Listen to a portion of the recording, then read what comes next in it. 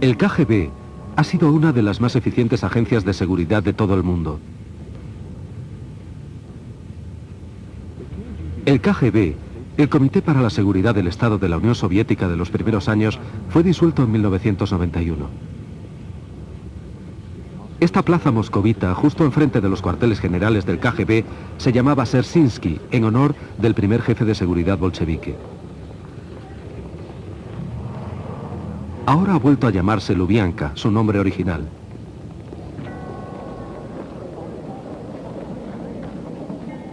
Sin embargo, incluso en la actualidad, KGB es sinónimo de secreto, terror y perversidad.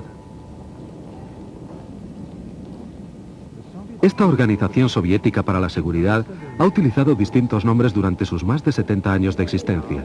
Ha sido una institución poderosa y opresiva, temida por toda la población soviética. Las investigaciones sobre el pasado del KGB nos han proporcionado luz acerca de su siniestra existencia. El KGB y sus antecesoras han jugado un papel de la mayor importancia en la historia de Rusia.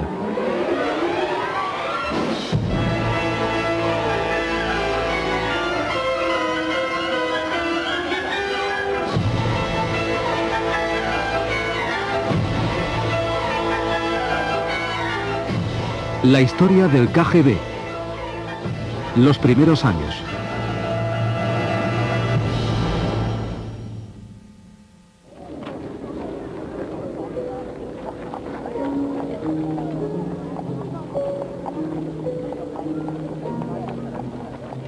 Tras la Revolución de Octubre, los bolcheviques necesitaban organizar una policía secreta.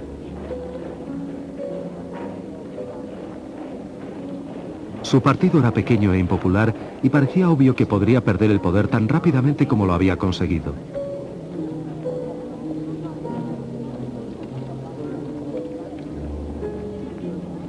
El 7 de octubre de 1917, a instancias de Lenin, el Soviet de los Comisarios del Pueblo estableció la Comisión Extraordinaria de todos los rusos para combatir la contrarrevolución y el sabotaje, la infame Checa.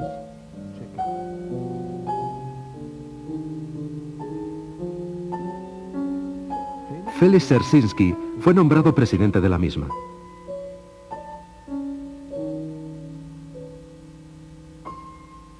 Nacido en 1877, en el seno de una familia polaca noble pero modesta, Dzerzhinsky fue educado en el seno de la religión.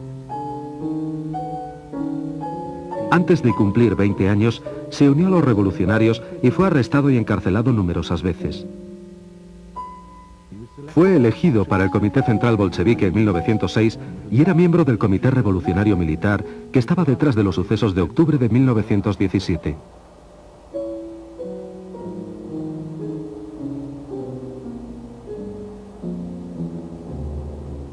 Dzerzhinsky creía apasionadamente que la causa bolchevique debía triunfar a cualquier precio. Se le conocía como el más honesto caballero de la revolución y también como el inquisidor general.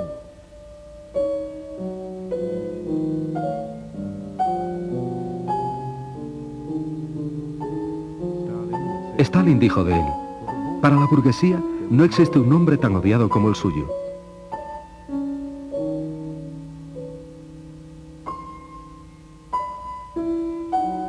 El presidente de la Checa casi no tenía equipo de ayudantes ni agentes de confianza.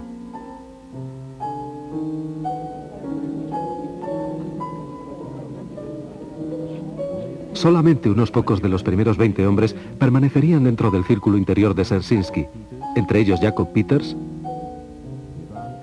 Iván Xenofontov y Martin Latsis.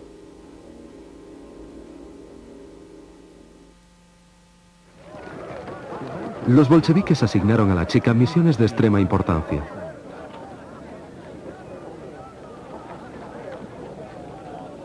Rusia esperaba que la Asamblea Constituyente definiera y estableciera la base de un nuevo sistema político.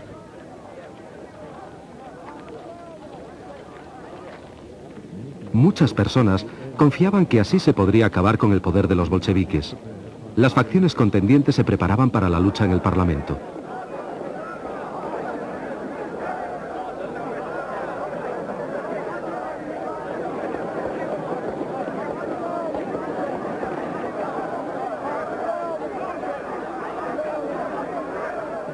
Pero los bolcheviques no tenían intención de renunciar al poder en favor de la asamblea legalmente elegida. En diciembre de 1917, los agentes de la Checa arrestaron a los miembros de la Unión para la Defensa de la Asamblea Constituyente.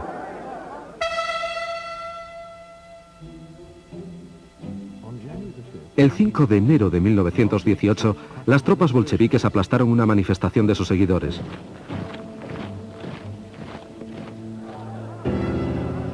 La asamblea se reunió en el Palacio Tauride.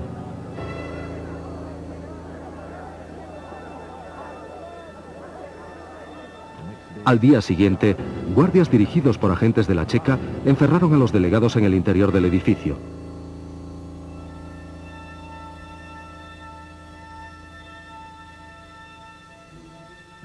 Esa noche, dos delegados, Andrei Singariov y Fidor Kokoskin, que habían sido arrestados anteriormente, fueron brutalmente asesinados por guardias rojos borrachos.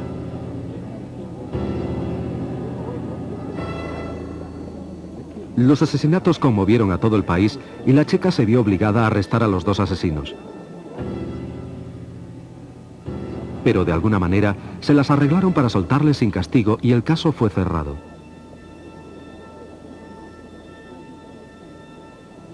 Este incidente representó una muestra de los sucesos que a continuación iban a desarrollarse.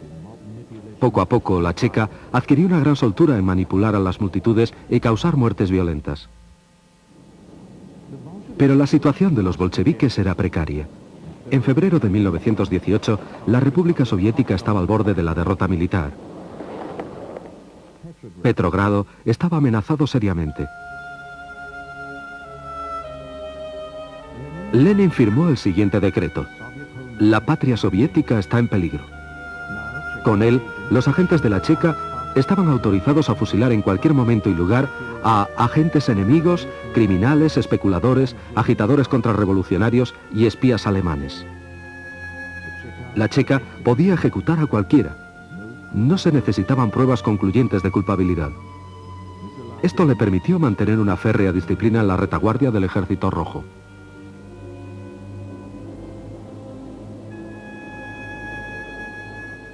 Algunos de los ejecutados eran criminales que no representaban ningún peligro para el régimen bolchevique. La gran mayoría eran oponentes políticos, un peligro mucho mayor para la revolución. El verano de 1918 fue un periodo particularmente violento en la lucha de los bolcheviques hacia el poder absoluto. Y una vez más, la Checa jugó un papel clave. El 4 de julio, se reunió en Moscú el quinto Congreso de los Soviets. La Izquierda Socialista Revolucionaria, un partido político dirigido por María Spiridonova, criticó duramente a los bolcheviques.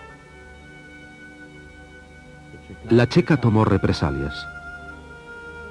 El 6 de julio, Yakov Blyunkin, un miembro del partido de la Izquierda Socialista Revolucionaria, que era también agente de la Checa, asesinó al conde Mirbach, embajador de Alemania. Lenin acusó a la Izquierda Socialista Revolucionaria de intentar provocar una guerra contra Alemania.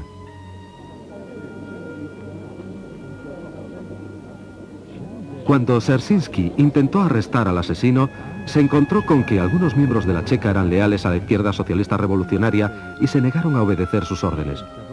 Él y otros jefes bolcheviques fueron arrestados. La lucha había comenzado.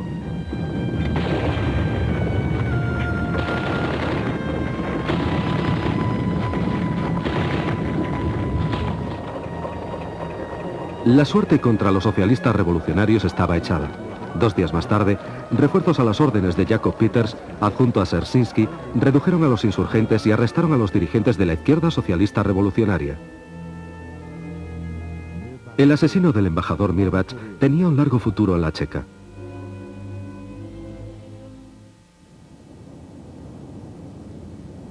Como resultado de la revuelta de julio, los bolcheviques se hicieron fuertes en el poder, pero todavía no estaban seguros.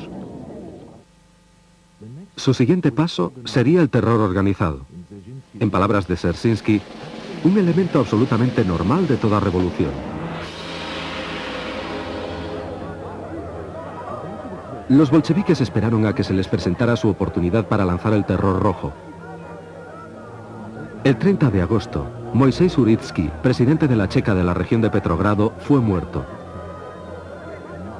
A Lenin le dispararon en Moscú y resultó herido. Los socialistas revolucionarios fueron acusados de ambos atentados.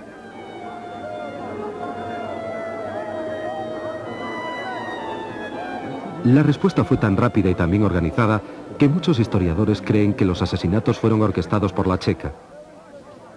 Una hora después de que Lenin fuera herido, sin información fidedigna sobre el atentado, Yakov Sverdlov anunció que la clase obrera se vengará por medio del terror contra todos los enemigos de la revolución.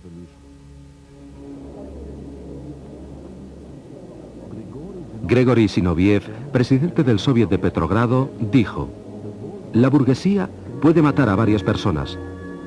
Nosotros podemos eliminar a una clase entera.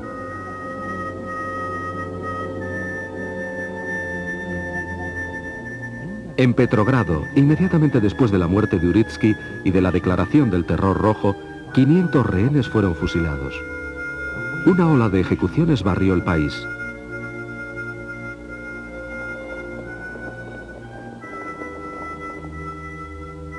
Ahora, las unidades locales de la Checa, compuestas exclusivamente por bolcheviques, eran extremadamente eficientes. Gradualmente, la Comisión Extraordinaria para todos los rusos se introdujo en cada resquicio de la sociedad. Se abrieron oficinas hasta en las más pequeñas ciudades y las regiones más remotas.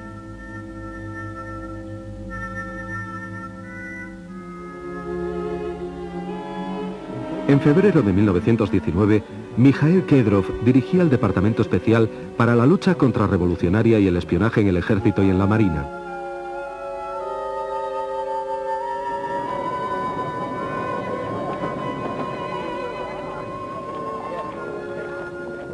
La Checa tenía ahora sus propias y grandes unidades militares. La lista de crímenes que la Checa podía reprimir a su libre albedrío había sido considerablemente ampliada. Ya casi no se conocían límites al extraordinario poder de la Checa.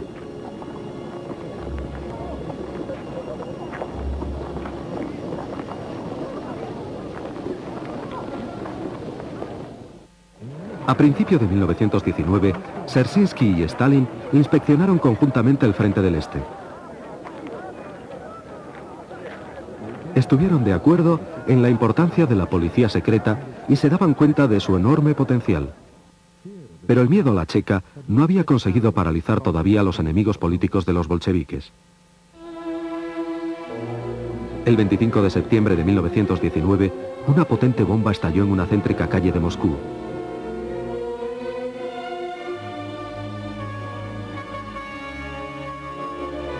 La carga, de 25 kilos, destruyó el edificio donde el comité del partido de Moscú se encontraba reunido en conferencia.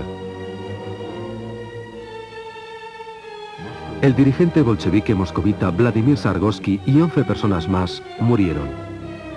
55 resultaron heridos.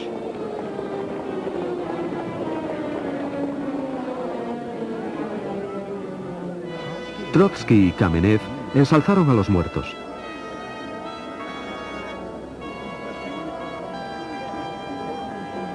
Mientras tanto, la Checa se había puesto a trabajar.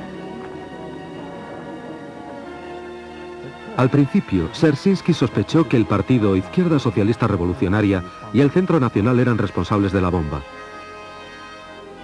Cientos de miembros de las dos organizaciones que ocupaban diversos cargos fueron fusilados inmediatamente.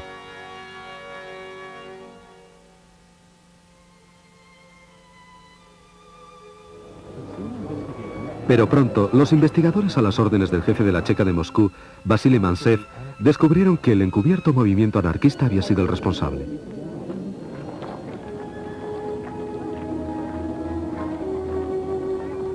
Al cabo de 2 semanas, pisos francos, imprentas clandestinas y talleres de explosivos fueron descubiertos y eliminados. Nadie puso en tela de juicio las ejecuciones injustas. La mayoría de los miembros de la Checa ni siquiera las consideraron un error.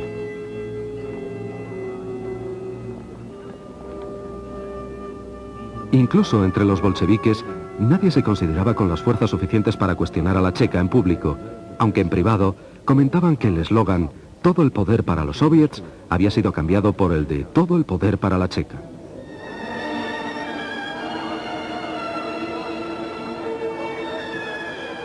Sin embargo, muchos creían que todo esto estaba justificado por la peligrosa situación militar y política de los soviets. Las victorias de la guerra civil resultaban muy costosas.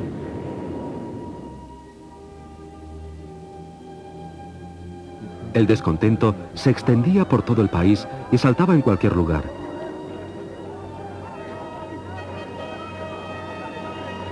Los bolcheviques llamaban a estos brotes conspiraciones contrarrevolucionarias.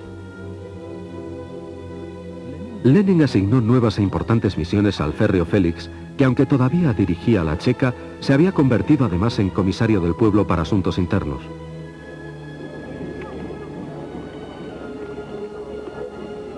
Al mismo tiempo, se hizo cargo del reclutamiento de trabajadores y presidía la comisaría de medios de comunicación.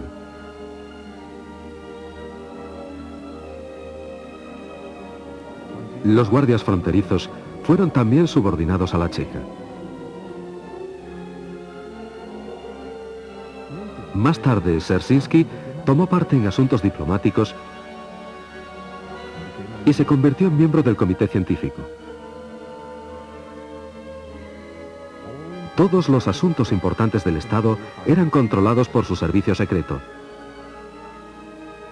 Era obvio que los principales objetivos de la Checa no eran los enemigos de la clase obrera, sino cualquiera que se opusiera al bolchevismo. Desde 1918, los soviéticos requisaban los excedentes alimentarios de los campesinos. Unidades armadas especiales de la Checa, las unidades de los alimentos, se encargaban de esta misión y frecuentemente saqueaban todas las provisiones de un pueblo.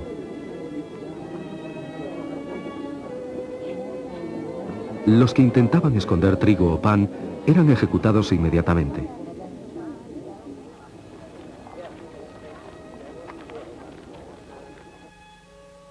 Las revueltas campesinas se hicieron frecuentes. En 1920 y 1921, los campesinos de la región de Tambov, conducidos por Alexander Antonov, iniciaron una guerra de guerrillas contra los bolcheviques.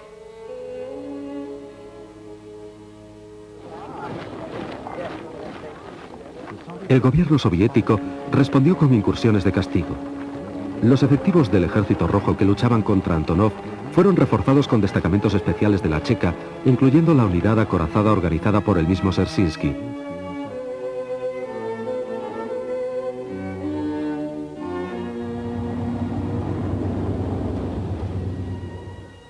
Se tomaron como rehenes a las familias de los rebeldes.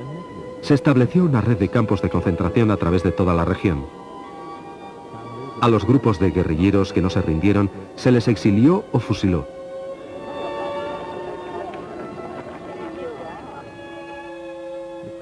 El punto álgido se alcanzó en el verano de 1921, cuando agentes de la Checa se infiltraron en los cuarteles generales de Antonov, sofocando sin piedad el levantamiento campesino.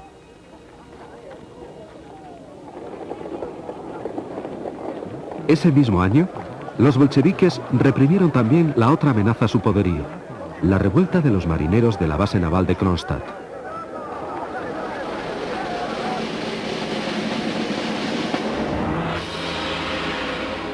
Cuando la Checa no podía reprimir a los marineros rebeldes, las unidades del ejército intervenían decidiendo el final de la resistencia.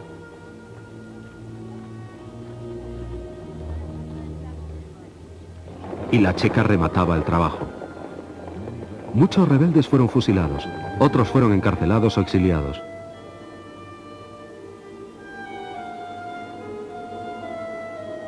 Todo esto ocurrió poco después del 1 de mayo.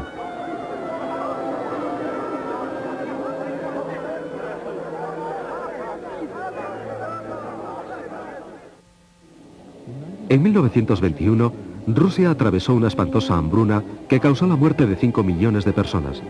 La gente de la región del Volga llegó a comer hierba. Como se ha demostrado, se llegó incluso al canibalismo.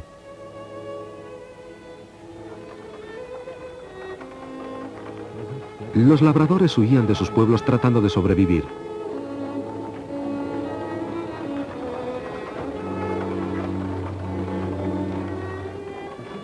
El mundo civilizado estaba conmovido y se dispuso a prestar ayuda.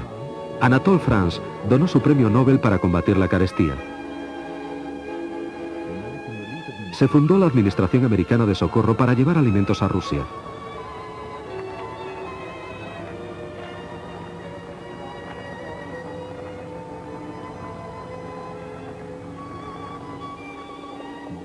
El explorador noruego del Ártico, Fridtjof Nansen, visitó las zonas azotadas por el hambre y pidió un esfuerzo para conseguir la ayuda necesaria. Pero la checa estaba convencida de que los esfuerzos de socorro solamente eran una excusa para espiar. Los miembros de la Administración Americana de Socorro eran constantemente vigilados por la checa, incluso en las reuniones oficiales.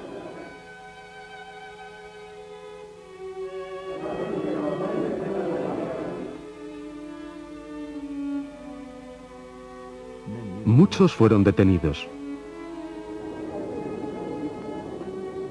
La Iglesia Ortodoxa rusa, dirigida por el patriarca Tijón, recogió donativos para los hambrientos campesinos.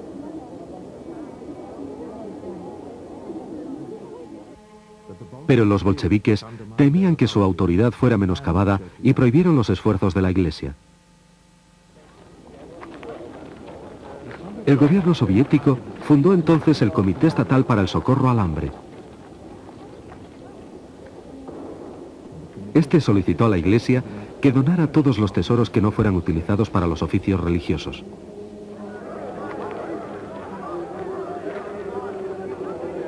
En realidad, esto representaba una maniobra auspiciada por la checa para adueñarse de todas las posesiones de la Iglesia.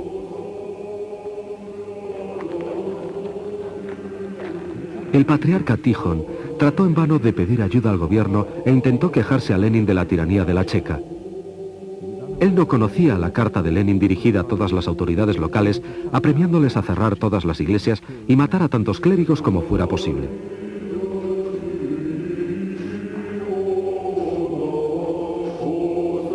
La insistencia del patriarca acabó con su arresto domiciliario y su posterior destierro al monasterio de Donskoy, donde murió en 1925 en fecha no determinada.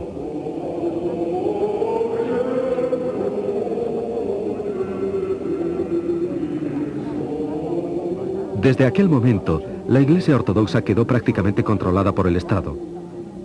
Tras 8 años de dominio bolchevique, la mayoría de las iglesias habían sido desacralizadas o destruidas.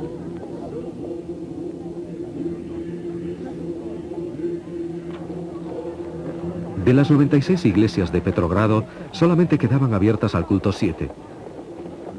Los monasterios fueron reducidos a campos de labor para miles de religiosos socialmente extraños.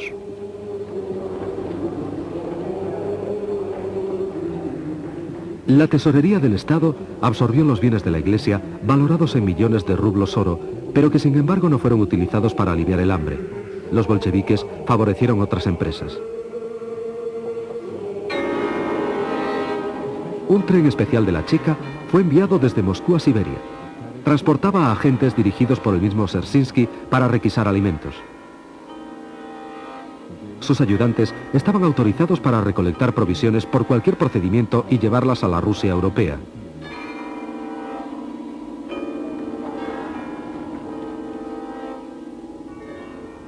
Cuando Dzerzhinsky volvió de su viaje por el pan en febrero de 1922, ya no era el jefe de la Checa, sino el presidente de la agencia política principal, la GPU, creada en el seno del Comisariado Popular de Asuntos Internos, la NKVD.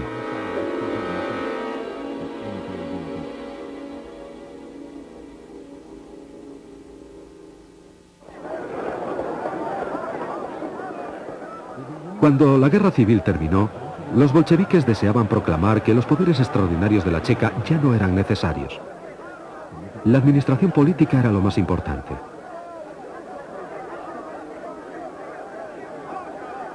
El régimen soviético se encargó de eliminar a los que se oponían abiertamente a él y trató de descubrir a sus adversarios ocultos. La solución de Dzerzhinsky era sencilla. La GPU debe llegar a ser la sucesora de las gloriosas tradiciones y hazañas de la Checa. En el verano de 1922, preparó un juicio contra los dirigentes de los socialistas revolucionarios encarcelados.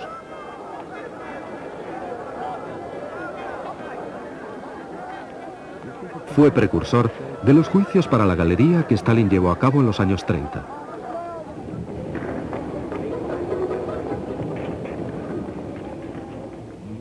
Georgi Piatakov presidió el juicio.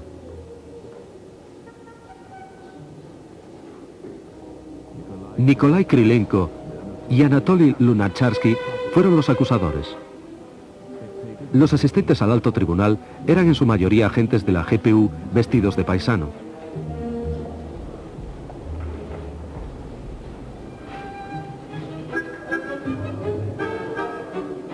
La GPU se había preparado meticulosamente para el juicio.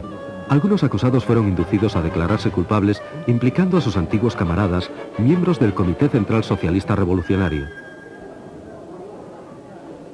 Dos provocadores, Grigori Semyonov y Lidia Konopleva, se habían infiltrado en este grupo de colaboradores. Nikolai Bukharin, que era el defensor, estaba virtualmente controlado por la acusación.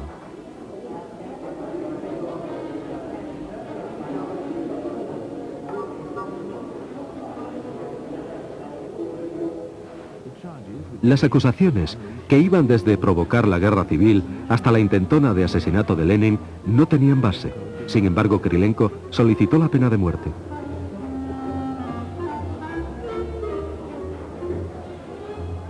Las cosas no resultaron, sin embargo, como habían sido planeadas. Los que amañaron el juicio no estaban satisfechos. Los acusados no se asustaron y no confesaron. Rehusaron declararse culpables y acusaron al régimen bolchevique de tiranía y de torturar a los testigos.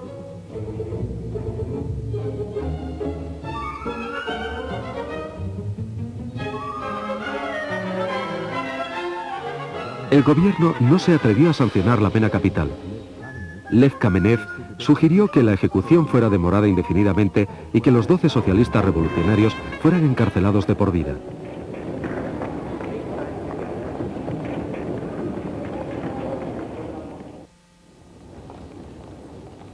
Los socialistas revolucionarios resultaron un grave compromiso para la GPU, que había tenido mayor éxito con las actividades de la Comisión para la Mejora de la Vida de la Infancia, creada en 1921 y que había sido dirigida por el incansable Dzerzhinsky.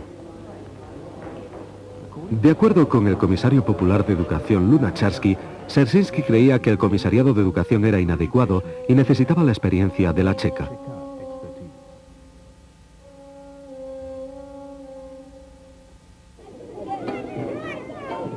El problema era extremadamente serio. Las represalias de la guerra civil y las migraciones forzosas habían dejado un número impresionante de huérfanos. Había 6 millones de niños sin hogar ni familia vagando por los caminos de Rusia y aglomerándose en sus ciudades.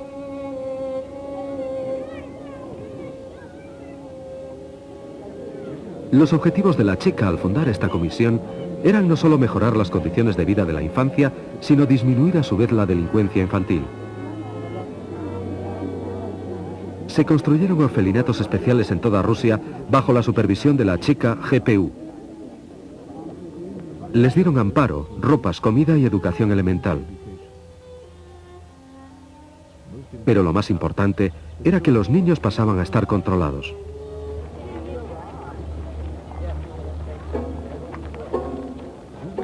Los delincuentes juveniles fueron enviados a reformatorios donde la reeducación se llevaba a cabo por medio del trabajo.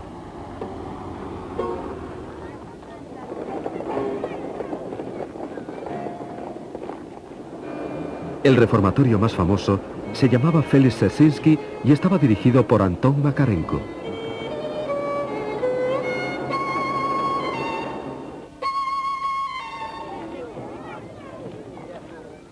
En diciembre de 1922, los soviets celebraron el 5º aniversario de su servicio secreto. Los mejores soldados de la GPU desfilaron en la Plaza Roja y se celebró una gran fiesta en el Teatro Bolshoi, en la cual Mikhail Kalinin se dirigió al público con estas palabras. La humanidad entera debe estar agradecida a la Checa, declaró.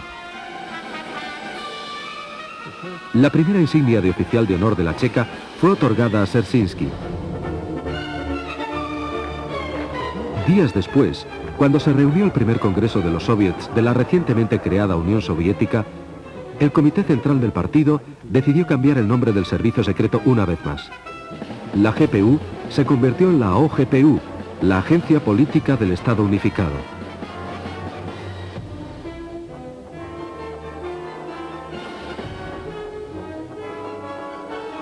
Esta organización debía vigilar no solamente a Rusia, sino a toda la Unión Soviética.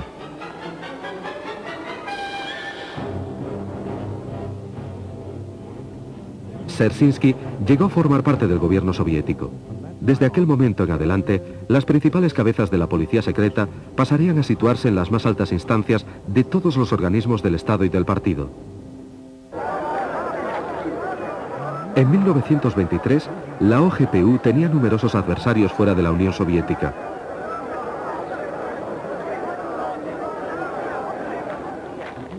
El enemigo recurrió con frecuencia a atentados terroristas. El distinguido diplomático soviético Vlakov Borovsky fue tiroteado a quemarropa en Lausanne. En Rusia, la OGPU, famosa por sus métodos terroristas, deploró el asesinato y organizó una protesta pública contra el asesinato político.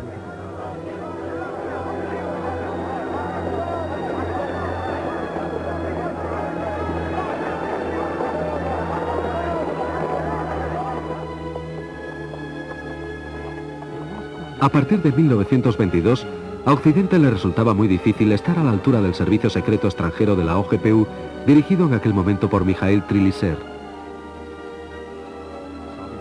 La influencia soviética era especialmente importante en Persia y Afganistán.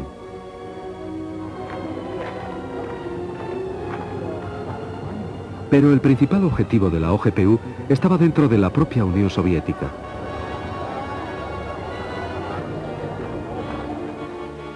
Lenin estaba muy enfermo y era esencial elegir un sucesor.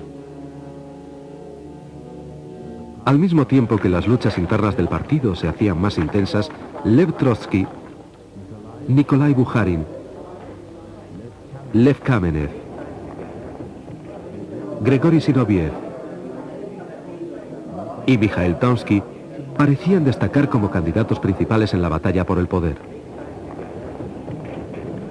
Pero solo 3 personas poseían realmente el poder.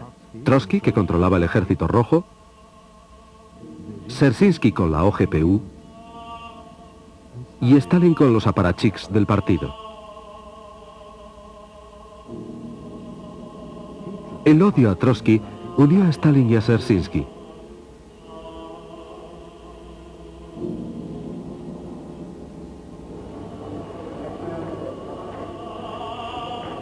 En diciembre de 1923, Dzerzhinsky llegó a decretar que los seguidores de Trotsky eran enemigos del partido, sin lugar alguno posible en la OGPU.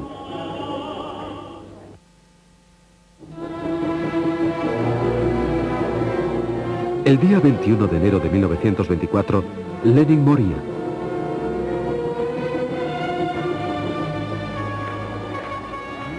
Durante los 6 días siguientes, mientras la muchedumbre soviética lloraba al dirigente bolchevique, el Comité Central del partido decidía quién se haría cargo del poder en el futuro. Dzerzhinsky presidía la comisión del funeral de Lenin.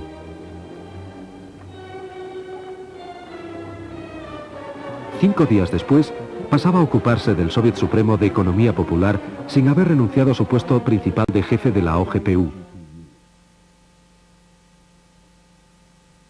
Stalin continuaba siendo secretario general del partido bolchevique. Lenin se había opuesto abiertamente, pero con la ayuda de la OGPU, su testamento y sus últimas disposiciones fueron ocultados a la organización del partido y a sus miembros.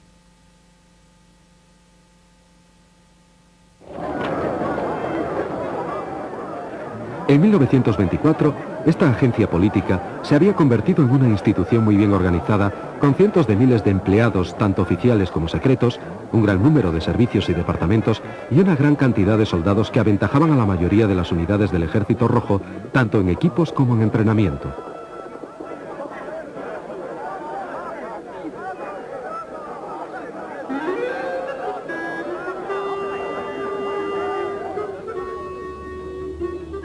El presupuesto anual de la OGPU, incluyendo a los guardias fronterizos y a las unidades militares, era de 4 millones de rublos oro.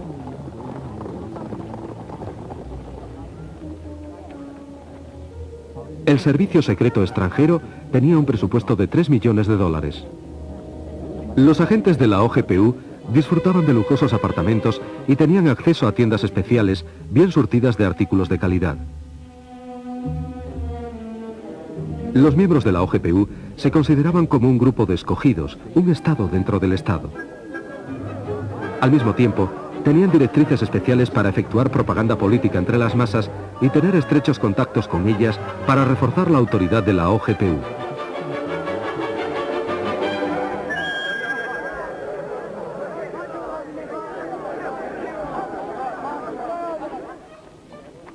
Dirigidos desde arriba, muchos organismos soviéticos suministraban auxilio a las distintas unidades de la OGPU. Podía considerarse como la indestructible conexión entre el pueblo y el servicio secreto.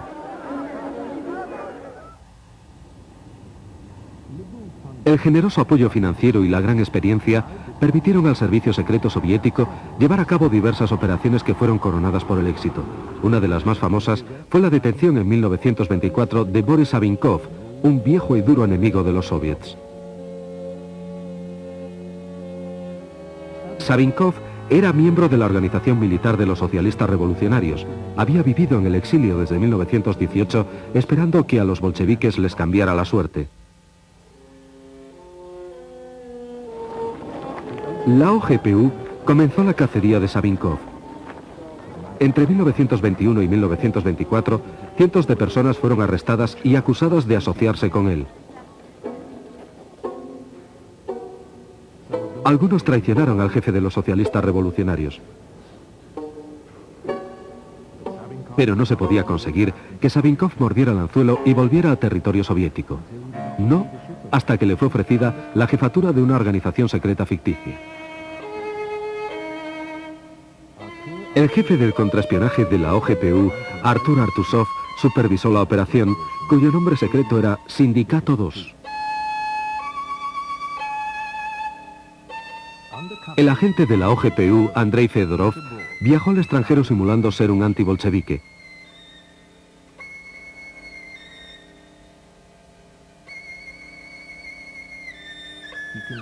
Convenció a Savinkov que los rusos esperaban su vuelta. Después de que Savinkov y sus compañeros cruzaran la frontera, el adjunto a Artuzov, Piliar, los detuvo en Minsk. El tribunal emitió un veredicto sensacional. Savinkov no fue ejecutado, sino condenado a 10 años de prisión.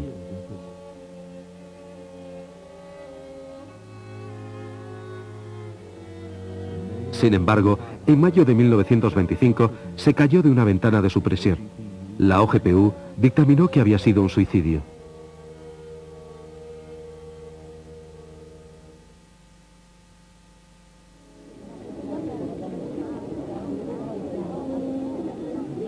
A lo largo de 1925, Stalin reforzó su posición. Su maniobra más importante fue cesar a Trotsky como jefe del Ejército Rojo.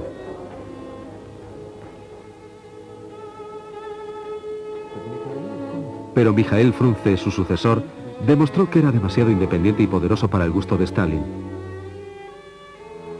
Ese mismo año, Frunze moría convenientemente durante una operación de cirugía. Se le había avisado de que no se operase, un hecho que nunca fue mencionado en los informes médicos que siguieron a continuación. Había existido una clara conexión entre la policía secreta y médicos corruptos. El mando del Ejército Rojo fue asignado a Kliment Voroshilov, que era acérrimo y leal seguidor de Stalin. Voroshilov había sido uno de los primeros agentes de la Checa.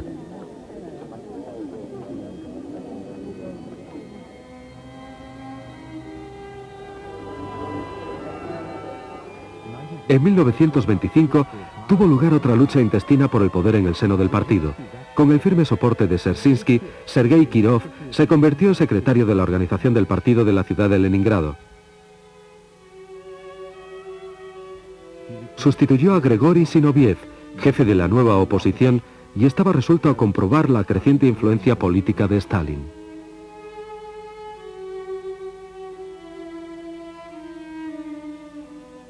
Muchos historiadores creen que en sus últimos años de vida, Dzerzhinsky recelaba cada vez más de Stalin. No obstante, su última aparición pública fue en apoyo del secretario general.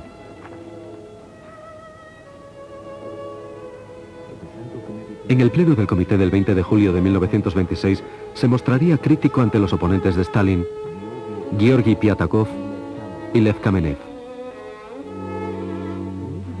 Inmediatamente después de su discurso, Dzerzhinsky sufrió un colapso. El médico acudió a atender al enfermo bastante tarde. 2 horas después, Dzerzhinsky moría en brazos de su subordinado, Abram Belenki.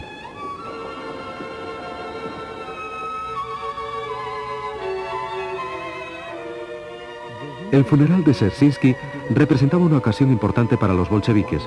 Fue la última vez que los dirigentes del partido estarían juntos. El puesto de cada uno de ellos en la Guardia de Honor representaba su influencia política.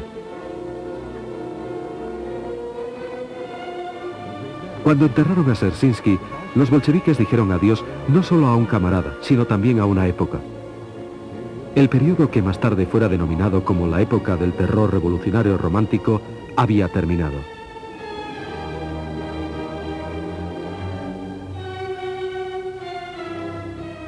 El 30 de julio de 1926, Vyacheslav Meszynski se convertía en presidente de la OGPU. Meszynski había nacido en 1874. Se licenció como abogado en la Universidad de San Petersburgo y se afilió a los bolcheviques en 1902. Después del golpe de octubre, Meszynski fue nombrado comisario popular de finanzas y después cónsul general en Berlín. En 1919 fue transferido a la Checa y llegó a ser posteriormente adjunto a Dzerzhinsky.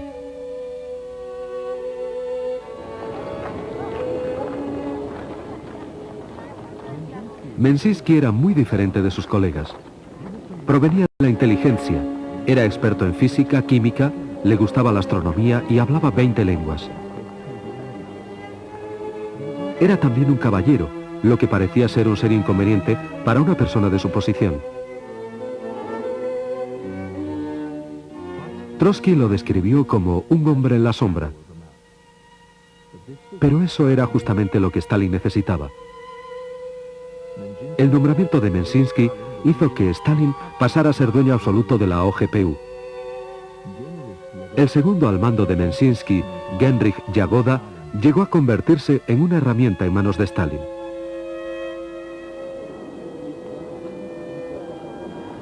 Stalin forjó su reino de terror utilizando a cada paso a la OGPU.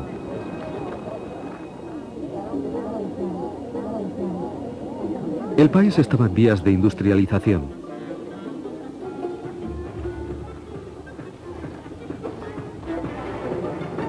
Los grandiosos planes y los caprichosos plazos de tiempo eran imposibles de alcanzar.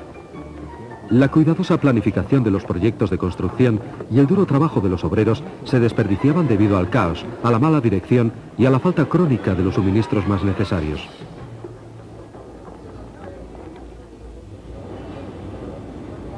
El partido no podía acusar de ello a sus ineptos e inexpertos directores rojos. En su lugar, los bolcheviques buscaron otras cabezas de turco. La OGPU encontró una solución. El desarrollo industrial era lento debido al sabotaje de los especialistas burgueses, etiqueta que fue colocada a los ingenieros veteranos que no tenían un pasado bolchevique. Un grupo de ingenieros experimentados de la cuenca carbonífera del Donets fue detenido en 1928, acusados falsamente de actividades contrarrevolucionarias. El caso Shatki, elaborado por la OGPU, fue uno de los primeros juicios para la galería.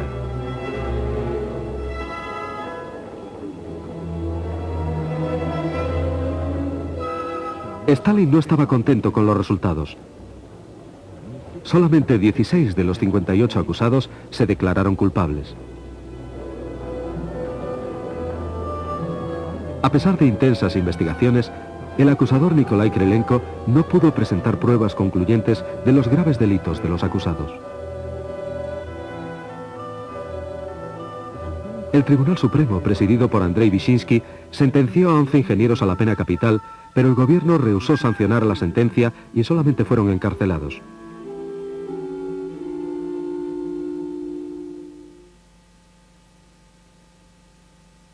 Durante 2 años, Krylenko y la OGPU montaron un nuevo caso. Ahora aparecieron saboteadores en todas las industrias soviéticas. Todas las empresas fueron purgadas. Todos los miembros de la oposición del partido y aquellos que no tuvieran un pasado proletario estaban perdidos. Juzgados en tribunales populares, eran remitidos a las comisiones de la OGPU y enviados a campos de trabajo y de concentración. La Comisión Central de Purgas estaba dirigida por Jakob Peters.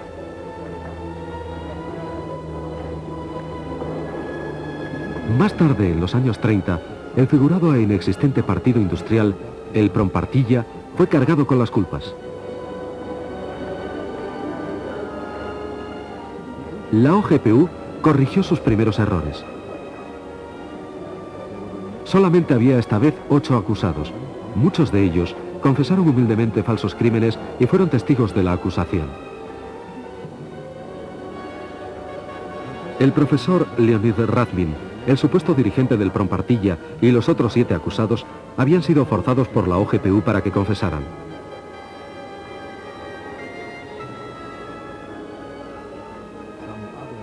Algunos otros acusados menos cooperantes habían sido ejecutados. En una representación teatral de Gracia, se sentenció a muerte a aquellos que confesaron, pero se les conmutó la sentencia 2 días después por una pena de 10 años de cárcel.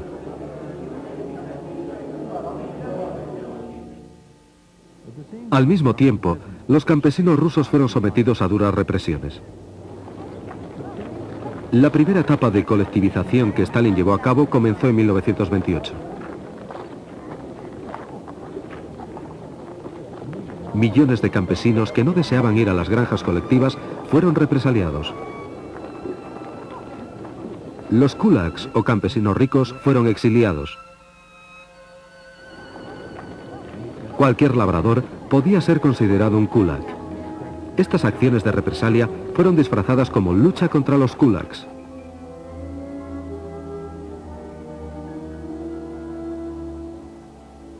Los pueblos fueron abandonados. Las prisiones estaban abarrotadas. Stalin concibió un nuevo plan: utilizar a trabajadores forzados para construir el socialismo. Los convictos serían utilizados hasta el agotamiento total y después serían desechados. Las prisiones y los campos controlados por el Ministerio de Justicia estaban administrados por la OGPU. Este fue el origen del infame Gulag, la administración de los campos principales. Genrikh Yagoda fue su primer dirigente.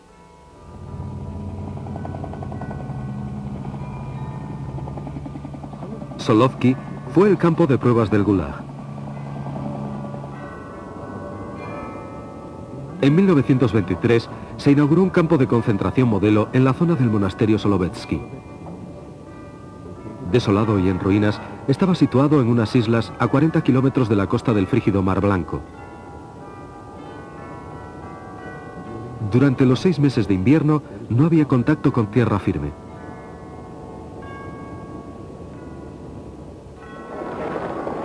Los internos eran humillados y maltratados, castigados y torturados. Muchos fueron ejecutados sin juicio alguno.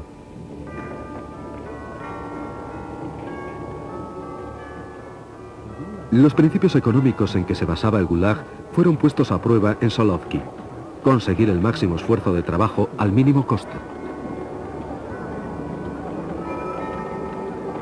En 1926, el campo de Solovki consiguió una producción de madera valorada en 63.000 rublos. En 1929, esta cifra se había elevado a 3,5 millones de rublos. Un año más tarde, llegaba a los 10 millones.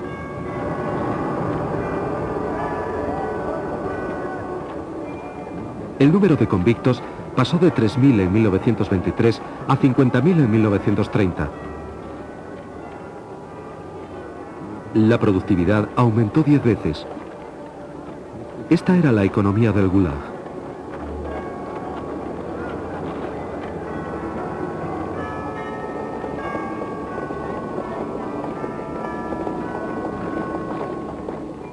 Pero la empresa maderera, incluso a escala gigantesca, no tenía un gran impacto político. Stalin deseaba un proyecto monumental que se pudiera llevar a cabo fácilmente y a poco costo, que arrojara unos resultados impresionantes.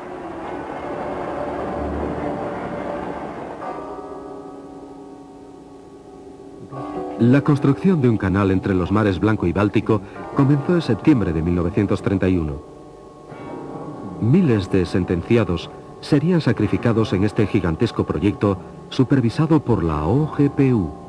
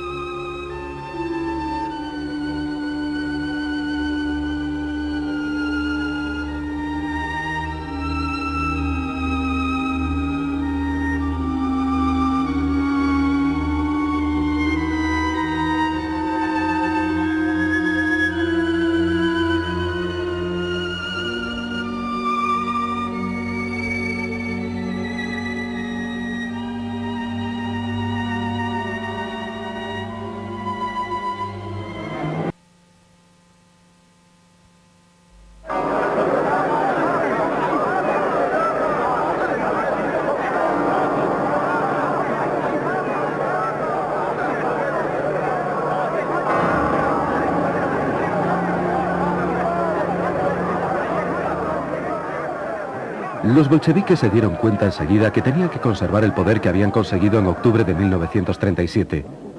Los nuevos gobernantes de Rusia crearon una comisión extraordinaria para prevenir la contrarrevolución. Fue conocida con el nombre de la Checa, el escudo y la espada del gobierno soviético. Al cabo de una década, toda la resistencia había sido aplastada. Los que no estaban de acuerdo con el nuevo régimen fueron muertos, forzados a emigrar o deportados a campos de concentración. Para conseguir las ambiciosas metas de Stalin, Rusia debería pagar un precio muy elevado. Su visión del socialismo requería el trabajo de millones de esclavos.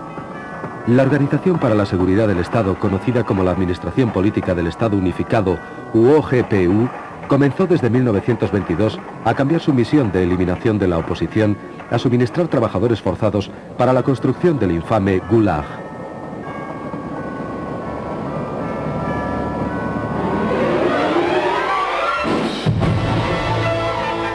La historia del KGB.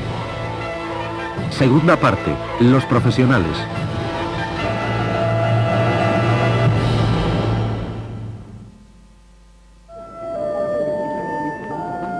El primer gran proyecto de la OGPU, un canal entre los mares Blanco y Báltico de poco valor práctico, debía demostrar al mundo el impresionante potencial soviético. El canal de Belomor cruzaba el árido terreno de la Rusia del Norte.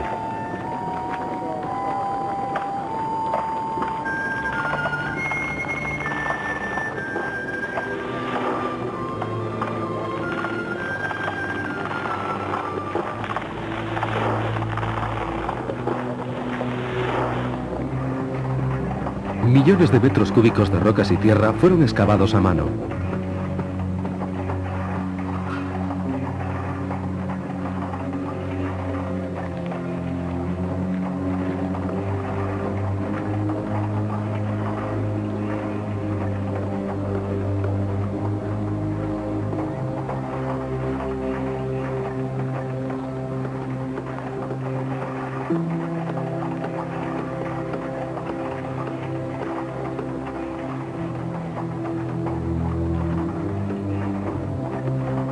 Docenas de diques y pantanos fueron construidos en menos de 20 meses.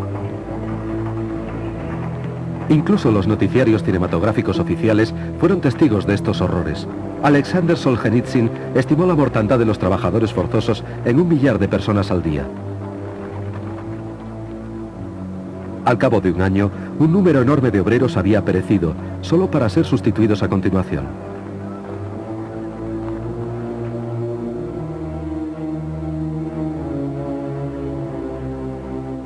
El canal fue terminado en el tiempo previsto.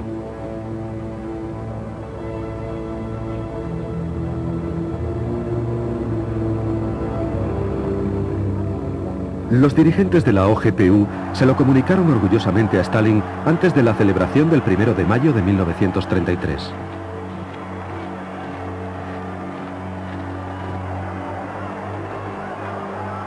El proyecto había sobrepasado todas las expectativas. Solamente se habían gastado la cuarta parte de los 400 millones de rublos presupuestados.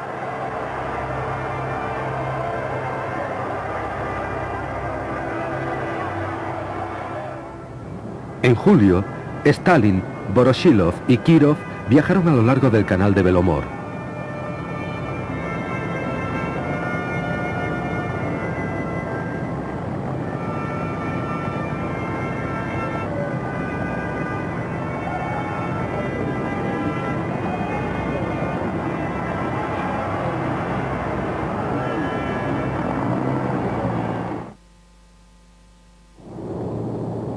La OGPU pasó a encargarse de otros proyectos.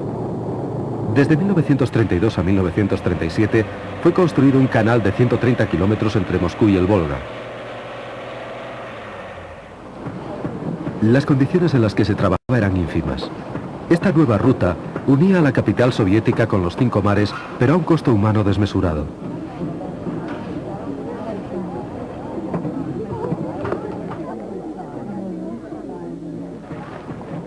La construcción ferroviaria se hizo posible gracias a los trabajos forzados.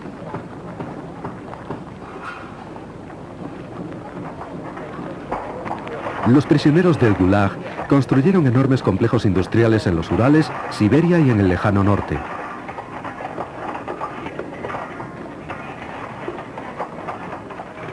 Los convictos ayudaron a construir el metro de Moscú, una maravilla de la ingeniería.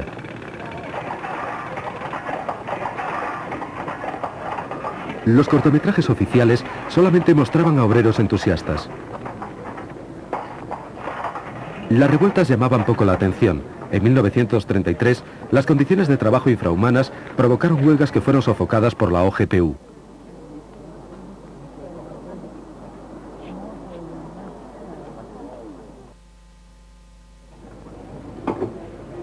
La seguridad soviética deseaba tener el control total de la población. La emisión de pasaportes domésticos en 1932 fue uno de los primeros pasos. Solo aquellos que tenían todos sus papeles en regla pudieron obtener la documentación. La más ligera irregularidad en el historial de una persona era motivo de prisión. Ahora el gobierno podía también supervisar y limitar los viajes.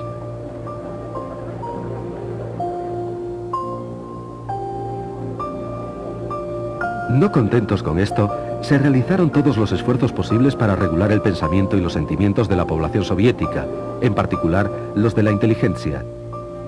Lenin había desdeñado la inteligencia llamándola más o menos basura. Desde los primeros días de la revolución, en este estrato social, había estado constantemente vigilado por la Checa. Los científicos, artistas, filósofos y escritores fueron los primeros en sufrir el exilio, la encarcelación y la ejecución.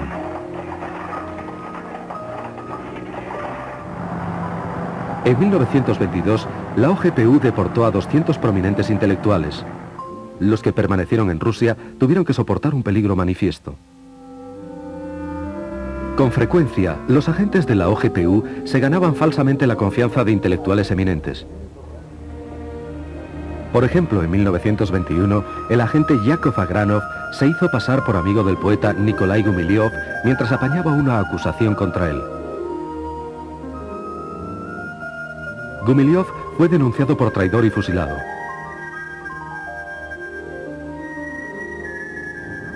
Agranov se hizo entonces amigo de otro poeta, Vladimir Mayakovsky. En 1931, Mayakovsky supuestamente se suicidó.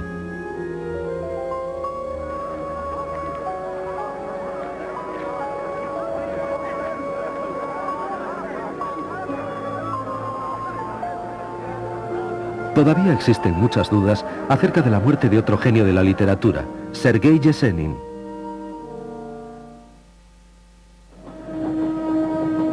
El escritor Máximo Gorki estaba también muy estrechamente vigilado por la OGPU. En 1928, Gorki aceptó en su residencia de Italia una invitación del gobierno soviético para volver a su patria. El delegado jefe de la OGPU, Henryk Jagoda, asumió la responsabilidad personal del éxito de la vuelta a Rusia y de su simultánea reeducación.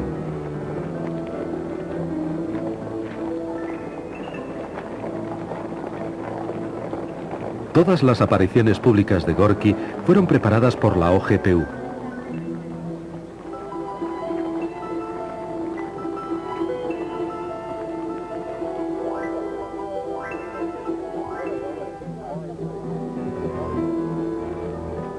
La gente que le rodeaba, incluyendo su cocinero y su jardinero, fueron seleccionados y controlados por la policía secreta. Se tomaron grandes trabajos para que la realidad soviética le pareciera idílica a Gorki. Se le permitió vivir con lujo. Stalin dio, en su honor, su nombre a buques, calles y ciudades, y le ofreció destacados puestos oficiales, incluyendo el de comisario de la educación. Stalin esperaba que Gorki le manifestara su gratitud escribiendo un libro que alabara al dirigente soviético. De hecho, el régimen soviético ya había sido elogiado por algún eminente escritor occidental invitado a la Unión Soviética, entre ellos Bernard Shaw y Henry Barbus. Misteriosamente, Barbus falleció de repente en Moscú poco después que se publicase su libro en el que alababa a Stalin.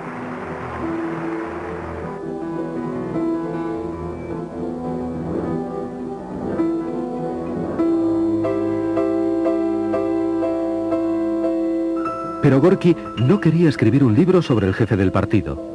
A diferencia de los escritores extranjeros, él conocía las implicaciones del socialismo de Stalin. La colectivización de la agricultura acabó en una hambruna que se llevó, incluso en la estimación a la baja de la OGPU, 3,5 millones de vidas. Entre Stalin y Gorki comenzó a crecer la tensión. El escritor fue aislado. No se le permitía salir de la Unión Soviética. En 1934, Gorki sucumbió a las presiones y aceptó a dirigir la Unión de Escritores Soviéticos, que estaba manejada por el partido.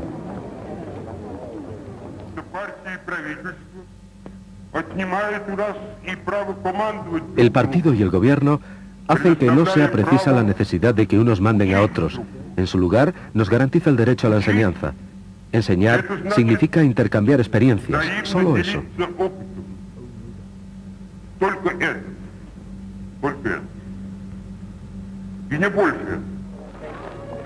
Con Gorki como escudo protector, tanto Stalin como la OGPU se aseguraron el dominio en el campo literario. Más de la tercera parte de los 600 delegados del primer Congreso de Escritores Soviéticos fueron víctimas de los horrores de la policía secreta.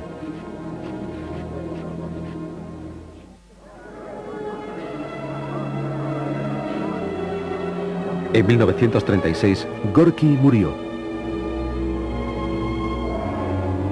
De acuerdo con las fuentes oficiales, la negligencia de sus médicos fue la causa de su muerte, pero los historiadores opinan que la culpa fue de la OGPU.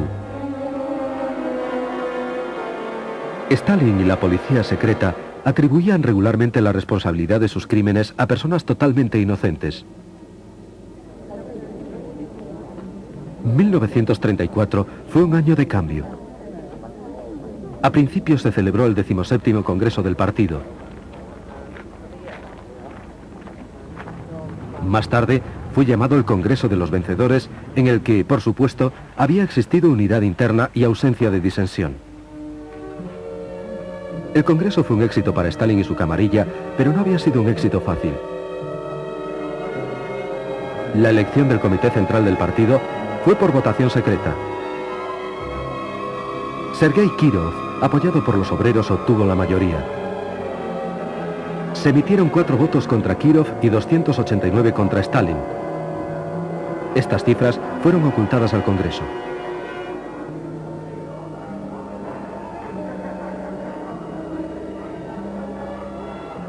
Stalin llevó a cabo un fraude masivo falsificando los resultados. Solo se contabilizaron 3 votos contra Stalin. El equipo de grafólogos de la OGPU descubrió quiénes se habían opuesto a Stalin. Su brazo derecho, Nikolai Yezhov, y sus subordinados incluyeron en la lista negra a los disidentes.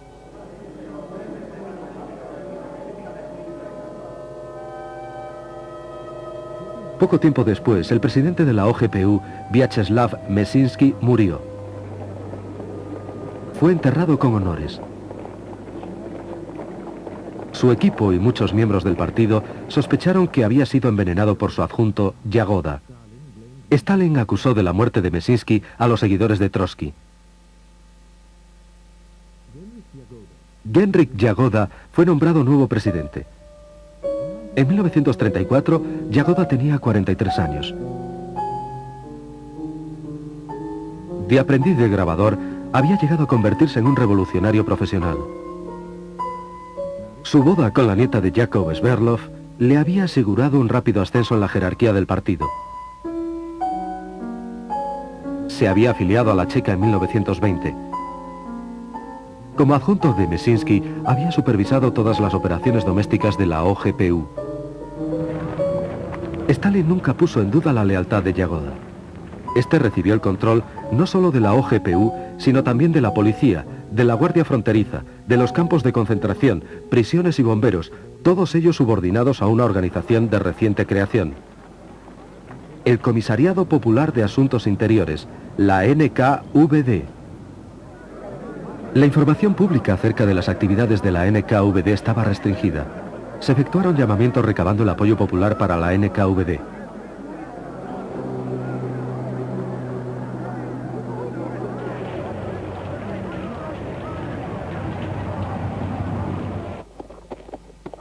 Los noticiarios cinematográficos mostraban a los guardias fronterizos mientras patrullaban a lo largo de la mayor frontera terrestre que existía en el mundo.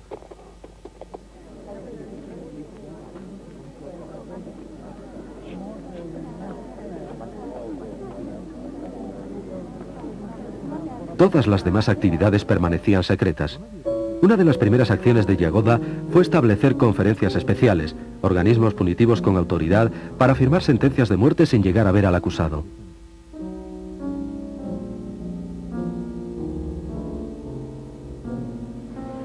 Las conferencias especiales fueron denominadas justicia de ametralladora. El genocidio de la policía estatal alcanzó todavía mayores proporciones y revistió mayor intensidad. Stalin necesitaba un pretexto para lanzar la más gigantesca campaña de terror de la historia. El 1 de diciembre de 1934 lo consiguió por fin. Sergei Kirov fue herido mortalmente en los cuarteles generales del partido en Leningrado.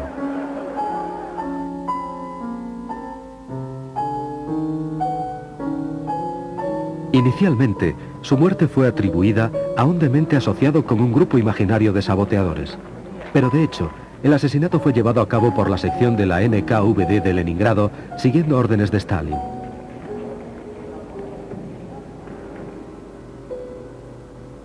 Las pruebas de que un matón de la NKVD había sido el autor de los disparos desaparecieron cuando todos los posibles testigos del asesinato fueron ejecutados.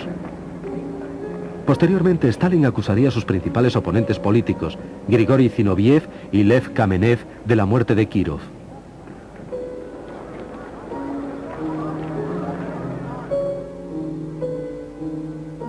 El 15 de enero, ambos fueron juzgados y sentenciados a 5 años en los campos de trabajo, aunque no existían pruebas de su culpabilidad.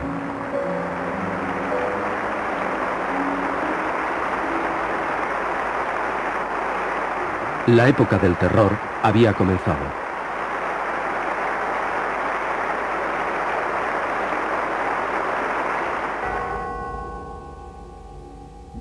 En 1936, el secretario del Comité Central del partido, Nikolai Yezhov, comenzó a preparar el primer juicio de Moscú.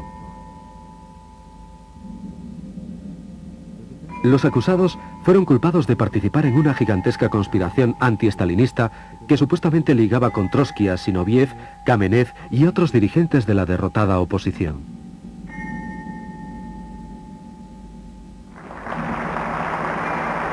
El juicio de agosto de 1936 terminó con la pena de muerte para todos los acusados.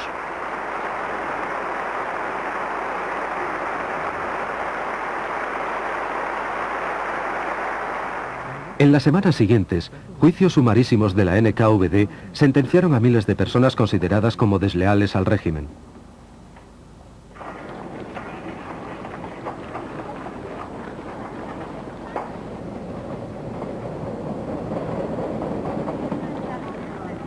Muchos comunistas extranjeros que vivían en la Unión Soviética fueron arrestados.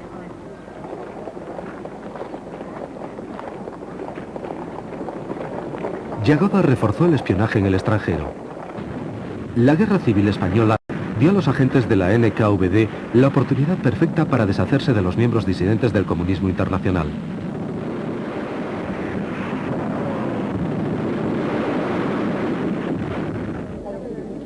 Aquellos comunistas extranjeros que se habían opuesto a Stalin y que temerariamente habían marchado como voluntarios a luchar en España fueron identificados y secretamente ejecutados durante las hostilidades. En la segunda mitad de 1936, obedeciendo una orden de Stalin, la NKVD se preparó para el segundo juicio de Moscú. Los arrestados fueron acusados de ser dirigentes de una organización paralela. Supuestamente, la organización había estado preparando el lanzamiento de una campaña de terror en caso de que la conspiración de Zinoviev y Kamenev fallara. Entre los 17 acusados estaba Grigori Sokolnikov, un antiguo ministro de Finanzas.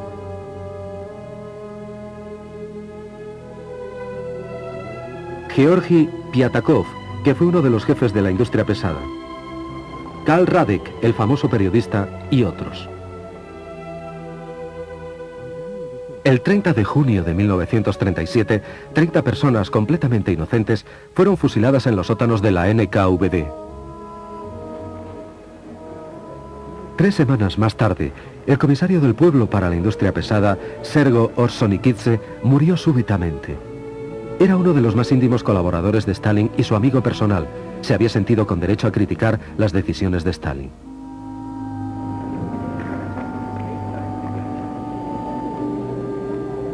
La ausencia de Yagoda en el funeral de Orsonikidze demostró públicamente la pérdida de su influencia. En octubre de 1936, el jefe de seguridad había sido degradado al rango inferior de comisario de comunicaciones. Nikolai Yesov se convirtió en la nueva cabeza de la NKVD. Un alcohólico crónico estaba físicamente incapacitado, era patológicamente cruel y tenía pasión por cantar.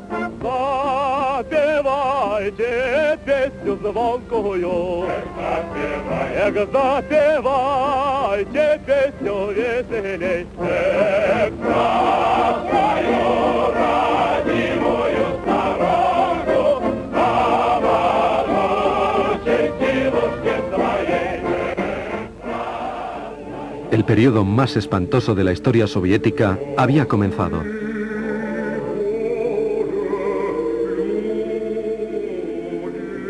El viejo equipo dirigente de la NKVD se convirtió en la primera víctima de Yakov. Casi todos los oficiales de alta graduación de la policía secreta fueron convocados a Moscú. No regresarían jamás. Yesov diezmó los cuadros del servicio secreto militar soviético.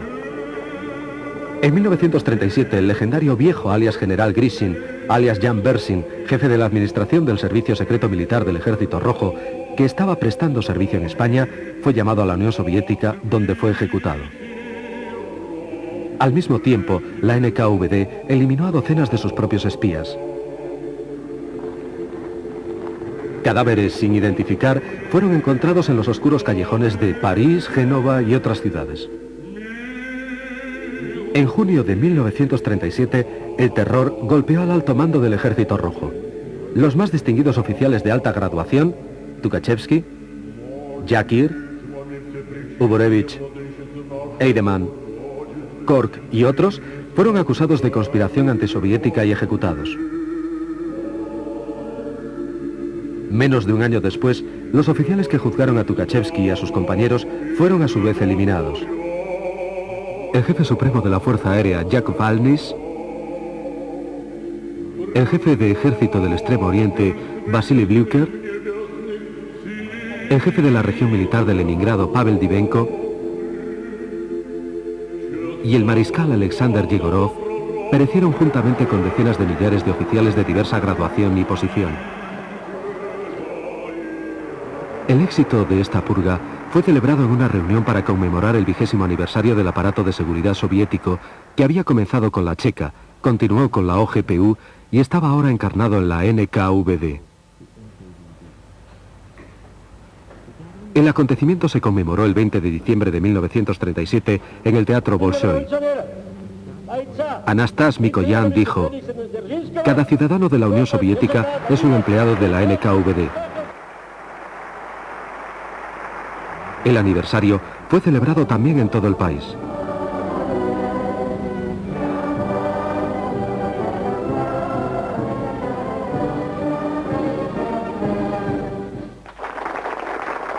Yezhov fue galardonado con la Orden de Lenin. Unidades militares, empresas industriales e incluso maquinarias fueron llamadas en su honor como él. Con devoción fanática hacia Stalin, Yezhov redobló sus esfuerzos. Las purgas de 1937-38 alcanzaron hasta los más fieles a Stalin. Entre ellos, el comisario de justicia Nikolai Krylenko y el que fuera un destacado miembro de la Checa, Josif Jünslicht. Uno de los héroes de la Revolución de Octubre, Vladimir Antonov Osenko, fue llamado de su destino diplomático y fusilado, al igual que el antiguo presidente de la NKVD, Yagoda.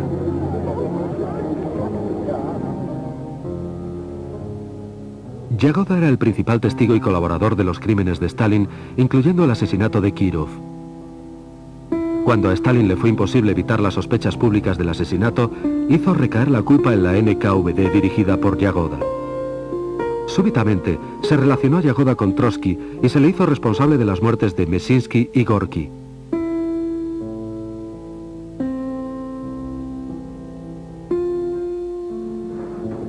Yagoda se convirtió en uno de los principales acusados del tercer juicio de Moscú.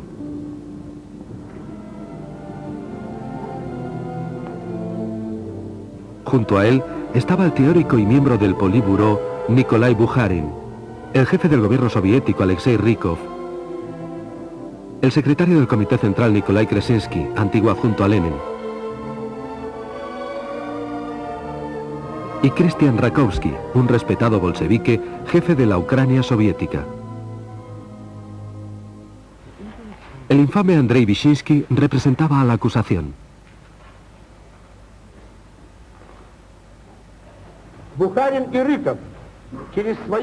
Bukharin, Rykov y sus cómplices han estado suministrando sistemáticamente información a diversos servicios secretos extranjeros. Espías alemanes y polacos han acudido como moscas alrededor de Yagoda, y él no solo los ha protegido, sino que ha espiado para ellos. Como fiscal, Vyshinsky se basaba en denuncias en lugar de hacerlo en hechos probados. La NKVD se encargaba de forzar las confesiones. Sus agentes empleaban las más espantosas torturas sin necesidad de autorización.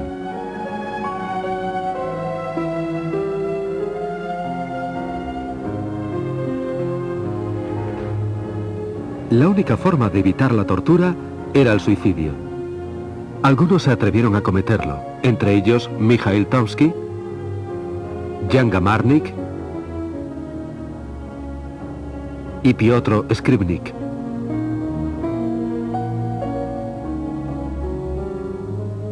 Bukharin, Rykov y los otros acusados del tercer juicio de Moscú fueron condenados. Todos fueron pasados por las armas como enemigos del pueblo.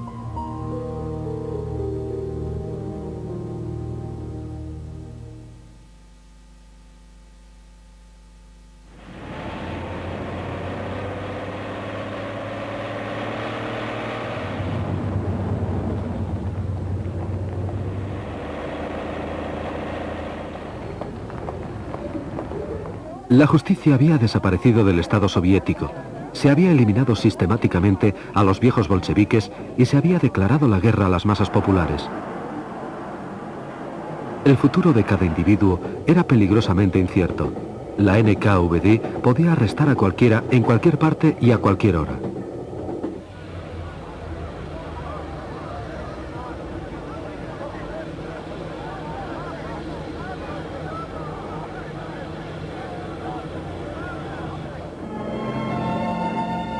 Mediante una ley promulgada en 1935, a partir de los 12 años de edad, se podía aplicar a los ciudadanos responsabilidades criminales y penales. Los niños podían ser encarcelados o condenados a muerte.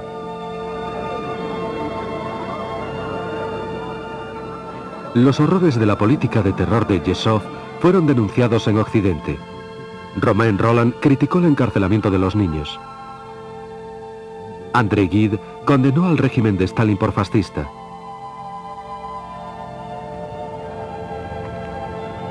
Incluso Herbert Wells, que siempre había simpatizado con la causa soviética, no pudo ya seguir emitiendo juicios favorables a la misma. Pero Stalin todavía tenía aliados. Leon Feuchtwanger, que visitó la Unión Soviética en 1937, escribió una oda al dirigente soviético. Mi primera impresión es la de que Stalin es una persona sencilla. El pueblo soviético no solo le respeta, sino que le adora. Nadie podría tener más mérito para ser el representante de 170 millones de personas.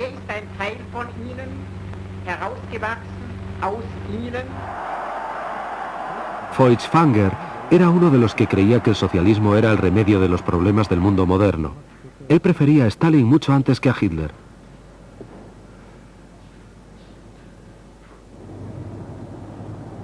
Stalin se había convertido en el auténtico dueño de Rusia. Para él, el terror era una herramienta de uso común para la administración del Estado. Pero necesitaba nuevos ejecutores porque ya iba siendo hora de eliminar a los testigos de sus más recientes crímenes.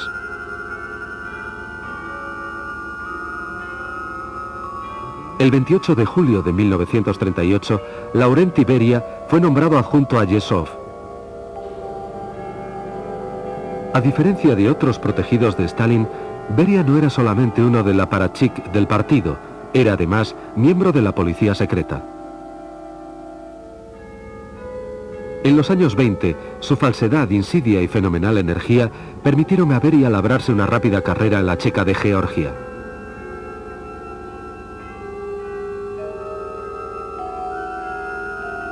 No había cumplido todavía los 30 años cuando había conseguido ya ser su presidente. En 1929 fue nombrado plenipotenciario de la OGPU para toda Caucasia.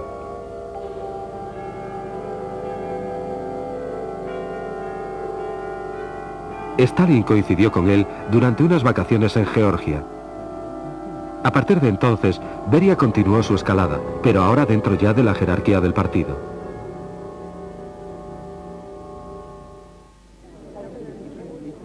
En 1931 fue nombrado primer secretario del partido en Georgia y en solo 5 años pasó, en palabras de Stalin, a establecer el orden propiamente dicho en la República.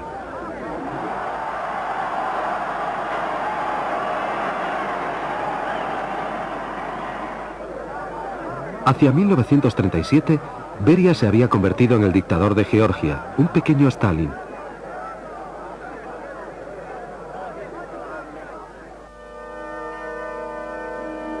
Se deshizo de todos sus oponentes, entre ellos del favorito de Stalin, Néstor Lakova, dirigente de la autonomía de Abjasia.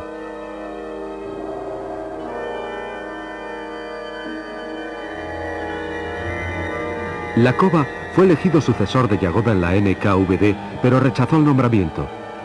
No deseaba abandonar Abjasia, prefirió quedarse para luchar contra Beria por el dominio de Transcaucasia.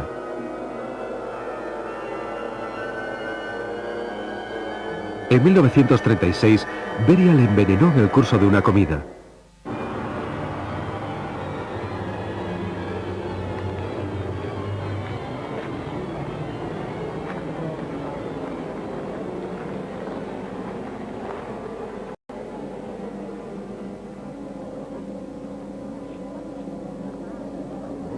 Al año siguiente, todos los parientes de Lakova habían sido eliminados.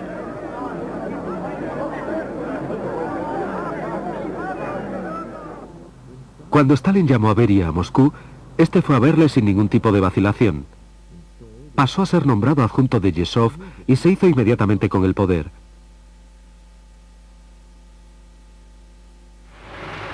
El 9 de diciembre de 1938, la prensa anunció su nombramiento como jefe de la NKVD. Yesov, como su predecesor Yagoda, fue denunciado y desapareció, así como los miembros de la NKVD que habían estado a sus órdenes, los mismos gloriosos hijos de la madre patria, como recientemente habían sido llamados en el Kremlin.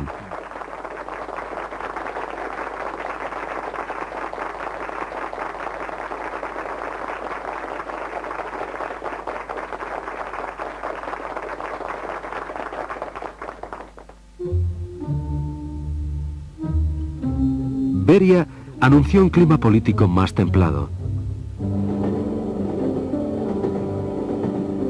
Varias docenas de prisioneros del Gulag fueron liberados, entre ellos Konstantin Rokossovsky, Andrei Tupolev y Lev Landau. Pero nuevos prisioneros ocuparon su lugar.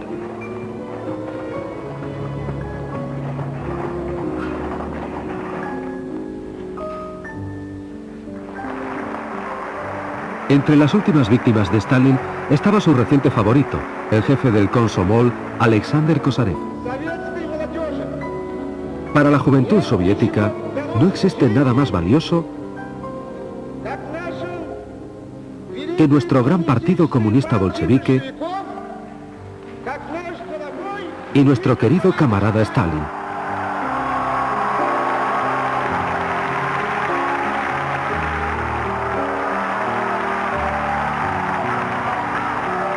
Kosarev, el espíritu de la lealtad, fue repentinamente condenado porque el Komsomol había fallado a la NKVD no entregándole enemigos.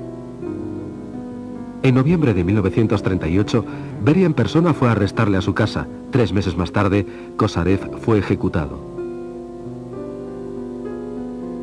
Entre las víctimas de Beria se incluyeron el director de teatro Vsevolod Meyerhold, acusado de apoyar a Trotsky y de espionaje a favor de 4 naciones. Nunca volvió de la prisión.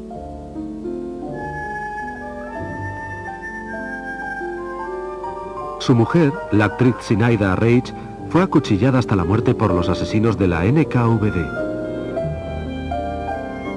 El periodista Mikhail Kolstov y el escritor Isaac Babel fueron acusados de actividades antisoviéticas y protrotskistas y fueron fusilados. Antes de su ejecución, la NKVD los había interrogado intentando obtener pruebas que incriminaran a otros intelectuales. Al escritor Boris Pasternak, a Yuri Olesha, a Ilya Ehrenburg y al compositor Dmitri Shostakovich. La policía secreta preparó otro juicio para la galería.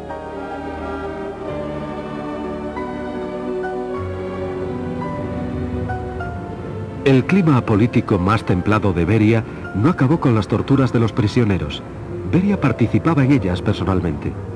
Calladamente, los camiones encargados del reparto del pan se llevaban los cadáveres de los que habían perecido al crematorio. Sus cenizas eran esparcidas por los campos de una granja colectiva cercana a Moscú.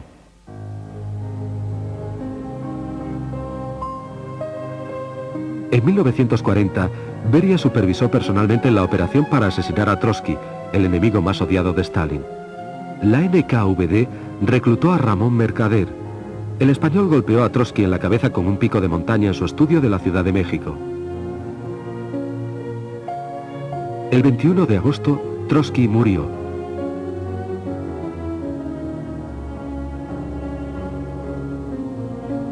Después de que Mercader hubiera cumplido 20 años de prisión en una cárcel de México, le fue otorgada la Estrella de Oro de Héroe de la Unión Soviética. Murió en Cuba en 1978 y fue enterrado en Moscú con el nombre de Ramón Ivanovich López.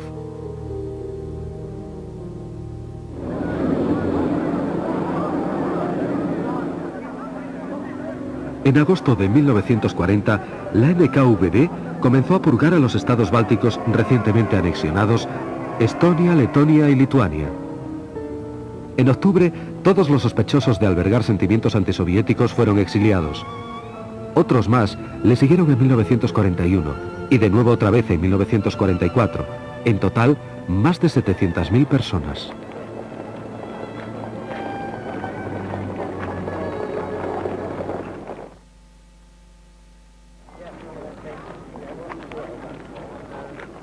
La Unión Soviética estaba al borde de la guerra. El servicio secreto militar era el área de responsabilidad del comisario de defensa Semyon Timoshenko, pero era Beria quien tenía la información más actualizada sobre la próxima invasión nazi. Él y Stalin fueron los responsables de la catástrofe militar de 1941. Stalin rehusó enterarse de los planes de ataque de Hitler y Beria ignoró intencionadamente la evidencia que en aquellos días iba en aumento. Incluso pocas horas antes del asalto nazi, Beria se quejaba ante Stalin de que los espías estaban tratando de sembrar el pánico.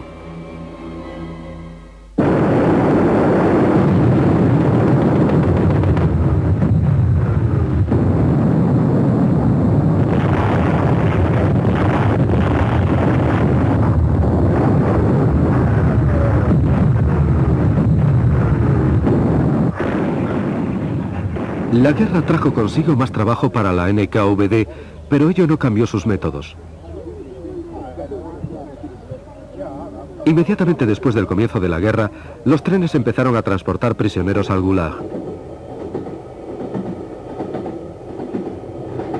Sus delitos eran diferentes esta vez: crear pánico mediante rumores, no haber entregado receptores de radio ni sus piezas, etc.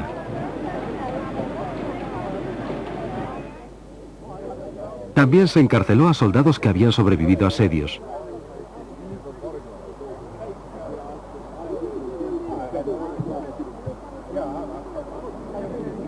Civiles de territorios ocupados y a los que habían sido prisioneros de guerra de los alemanes.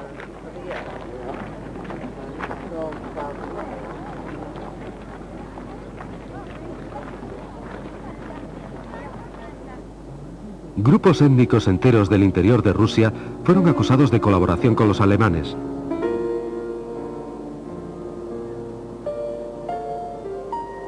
Rusos de procedencia alemana, calmucos, chechenos y otros fueron realojados en las estepas de Siberia, Kazajstán y en el lejano norte.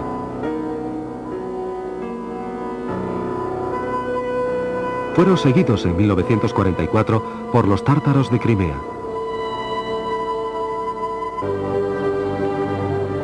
Justo en la retaguardia, la NKVD creó pelotones de fusilamiento, el Smersh, con autoridad ilimitada para ejecutar a los traidores, desertores y a cualquiera que retrocediera ante el enemigo.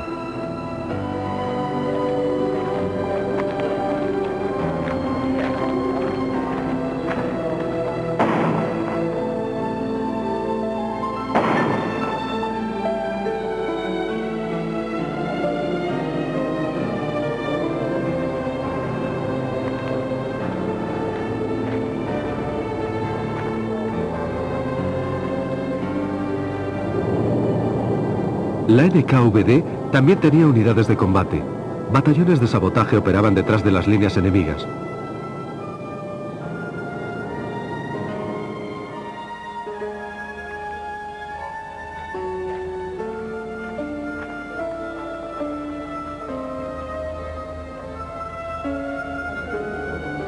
La NKVD dirigía grupos de resistencia y unidades de guerrilla en los territorios ocupados por el enemigo.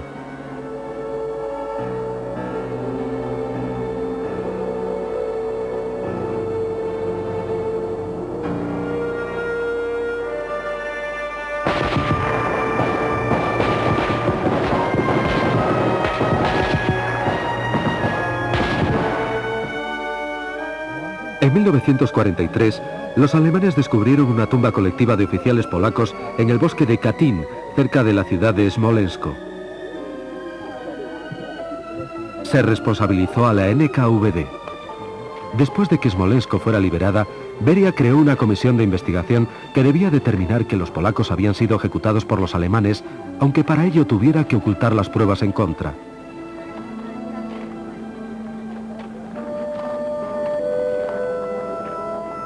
En aquellos momentos, los aliados occidentales no deseaban poner en peligro sus relaciones con la Unión Soviética y pasaron por alto el caso.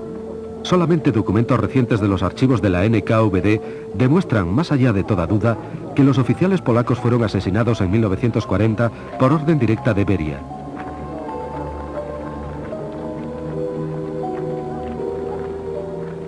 También ordenó ejecuciones de prisioneros polacos en los campos de concentración cercanos a Kalinin y Kharkov.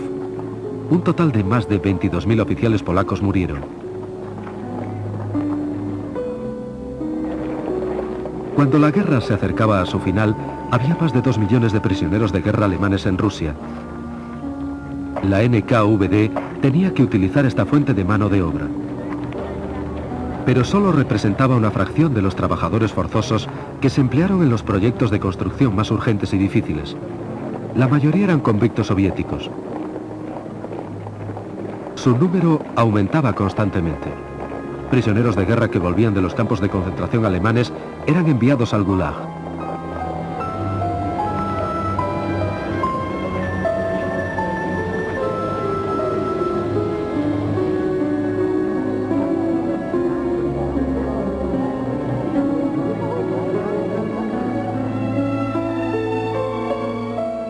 Stalin dirigía a Beria y a sus oficiales. A Beria se le concedió las órdenes de Lenin y de la Bandera Roja. Por el realojamiento de las naciones del Cáucaso y de Crimea, recibió la mayor recompensa de un jefe militar, la Orden de Suvorov. También fue nombrado héroe del trabajo socialista.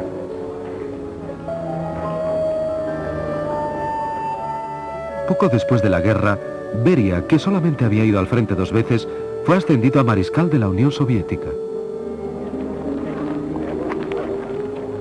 Acompañó a Stalin a la conferencia de Potsdam y fue designado para inspeccionar las factorías de la derrotada Alemania. Stalin continuó ascendiéndole. En 1946, Beria concentraba su trabajo en el Politburó y en el Ministerio de Asuntos Exteriores.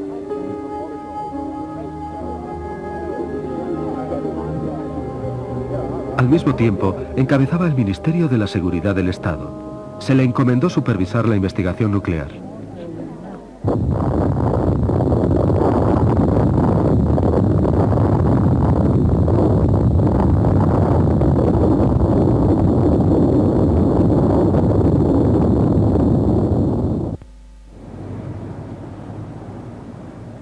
El terror continuó con la ayuda de los fieles subordinados de Beria. Dekhanosov, Goglidze y Merkulov. Se hicieron planes para otra nueva purga, en parte para suprimir al Comité Judaico Antifascista. Después de la invasión nazi, Stalin convocó una reunión de los representantes del pueblo judío en Moscú. El actor Solomon Michoels, el escritor Ilya Ehrenburg y otros famosos intelectuales judíos habían solicitado a sus hermanos de todo el mundo que ayudaran a la Unión Soviética a luchar contra el nazismo. Su llamada fue escuchada. En Estados Unidos se creó el Consejo Judío de Ayuda a Rusia y fue encabezado por Albert Einstein.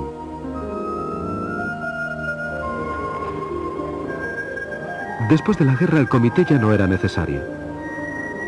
En enero de 1948, su presidente Solomon Michoels fue enviado a Minsk para supervisar unas actuaciones teatrales. Iba acompañado por un experto en arte de la NKVD.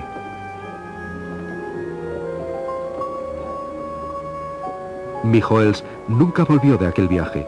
Murió en un accidente de coche. Muchos otros miembros del comité fueron arrestados. Algunos murieron durante los siguientes 3 años de interrogatorios. El resto fueron ejecutados en 1952. En los últimos años 40, Beria se preparaba para ampliar su poder. Pero sus propósitos se vieron dificultados cuando su más íntimo aliado, Georgi Malenkov, perdió su puesto de secretario del Poder Central al tiempo que el favor de Stalin. En su lugar, fue ascendido Andrei Sedanov, que era el principal oponente de Beria. Con él, su ala política obtuvo puestos clave. Pero en 1948, Sedanov murió súbitamente y Malenkov volvió a su antiguo puesto. Juntos, Beria y Malenkov podían controlar a todos los miembros del partido y de esta manera dominar el país entero. Solamente Stalin tenía un poder mayor aún. Pero el 1 de marzo de 1953 sufrió un ataque al corazón y murió poco después en su dacha.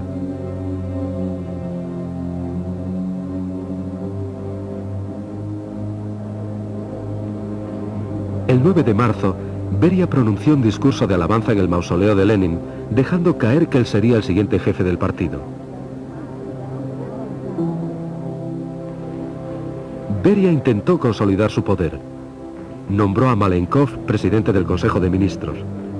A una sugerencia suya, el personal de la seguridad del Estado y la policía fueron unificados bajo el mando del Ministerio de Asuntos Exteriores, dirigido por Beria. Beria planeaba eliminar a sus rivales de élite del partido: Molotov, Voroshilov, Kaganovich, Mikoyan, Bulganin y Khrushchev, y secretamente puso a sus hombres en alerta.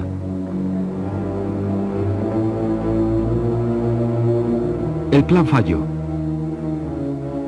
Dos diputados de Beria, Sergei Kruglov e Iván Serov, le traicionaron e informaron a Nikita Khrushchev del golpe que se preparaba. Khrushchev se adelantó a Beria y consiguió enseguida el apoyo de todos los dirigentes del Comité Central, en particular de Malenkov y Georgy Zhukov, adjunto al ministro de Defensa.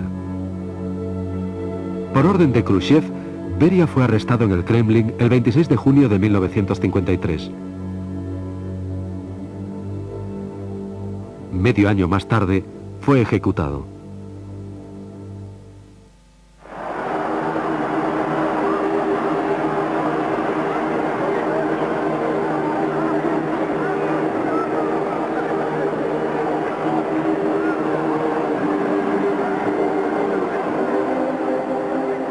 A los 3 meses, Khrushchev nombró a Iván Serov primer presidente de una nueva institución que llegaría a alcanzar renombre mundial: el Comité de la Seguridad del Estado, el KGB. Bajo esta nueva denominación, el servicio de seguridad soviético operaría durante más de 4 décadas, siguiendo la tradición de la Checa, de la OGPU y la NKVD.